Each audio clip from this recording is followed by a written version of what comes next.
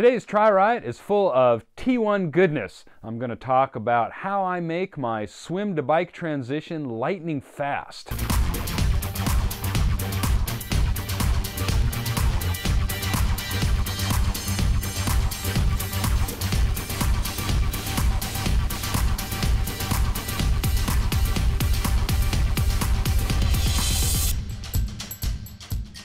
Welcome to TriRiot, the show that uncovers the mysteries of why ordinary people push themselves to extraordinary limits.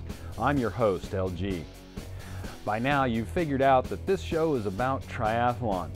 The other day, I was trying to estimate about how many people are unfamiliar, how many viewers of this show, that is, are unfamiliar with triathlon.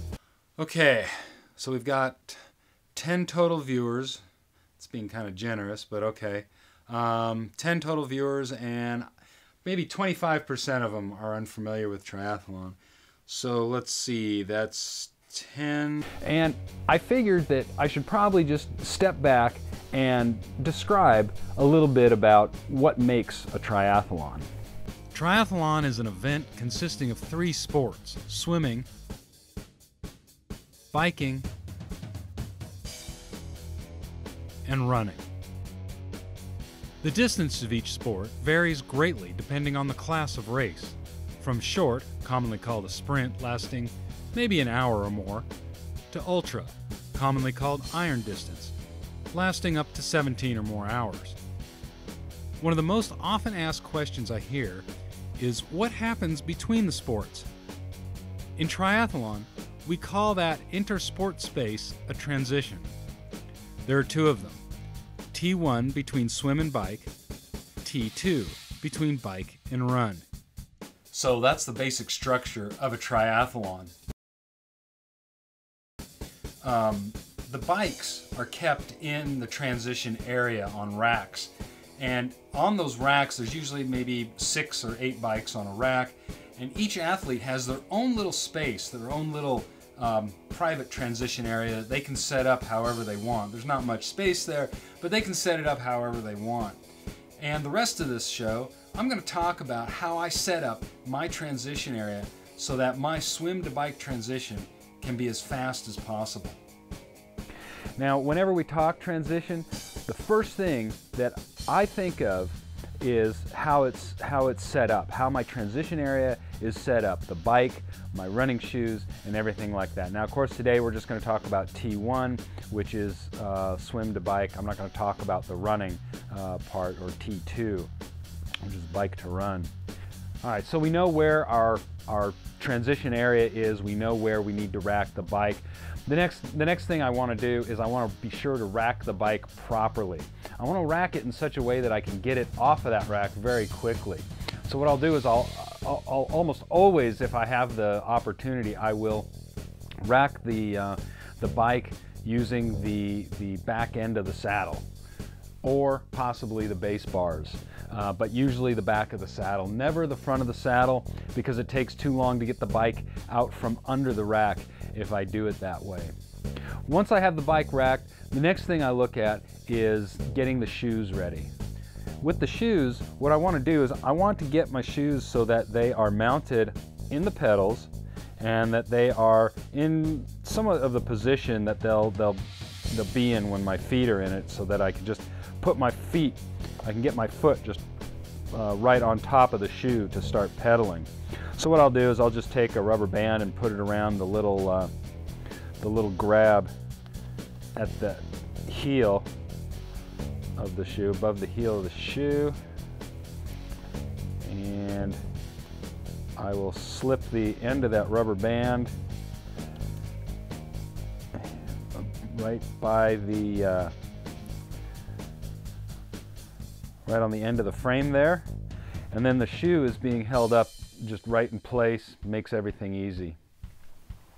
Got my arrow bottle, put that in there, get that. My glasses, what I'll do is I'll take a piece of electrician's tape, just a regular piece of electrician's tape. I'll fold the end over on itself so that I've got a little tab there, and then I wrap the electrician's tape around my glasses, like that. Now I've got a little tab, I can yank that off, put the glasses on the aero bars. Arm warmers, what I do is, if I'm gonna wear arm warmers, I roll them up like this, you see, so I can stick my arm in there and just roll them up my arm when I need to. But what I do is I keep them on the bike. So the arm warmers go on the bike. This, whoops. My gloves, I will roll up my gloves and stick them in between the aero bottle and the frame, just like that. The last thing is the helmet. What I want to do is I want to make sure that the front of the helmet is facing forward. And I'll take the chin strap, so this would be the left ear chin strap, the left chin strap, and put it around the cap to the aero bottle.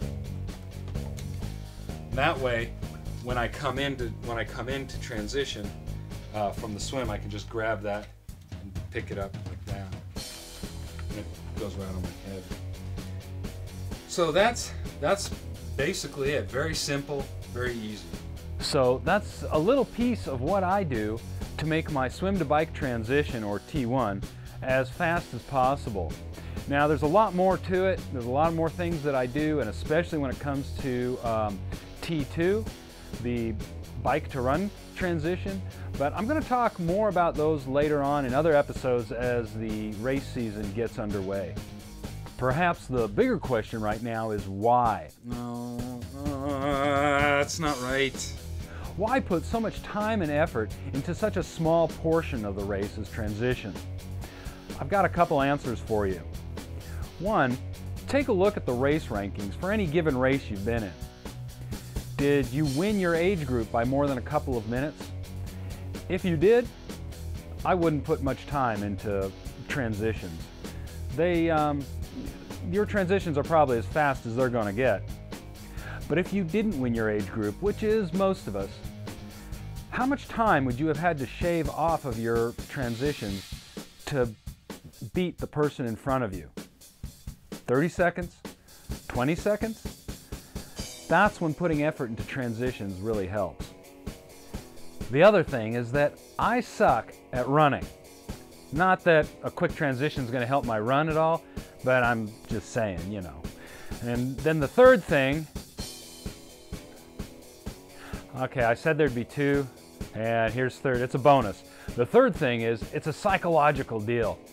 If I get into transition and I slow down, I'm going to be slow the whole rest of the race. It's going to take me a while to get back up and going into momentum.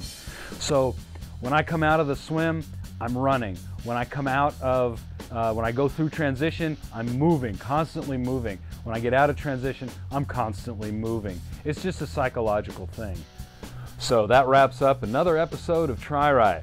I hope you found it useful, and I hope your transitions get faster too. If you want, you can leave feedback right here on YouTube, or visit the website TriRiot.com. I'm also on Twitter @LGTriRiot.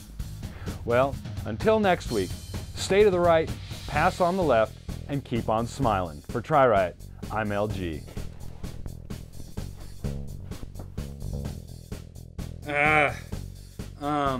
I should have paid attention in 5th grade. What is it? Oh, I've got it. Okay. 10 viewers, 25%. 10 times 25 is 250. Adjust for inflation, that's 193. That's it. So out of our 10 viewers, 193 of them are unfamiliar with triathlon. I don't think that's right.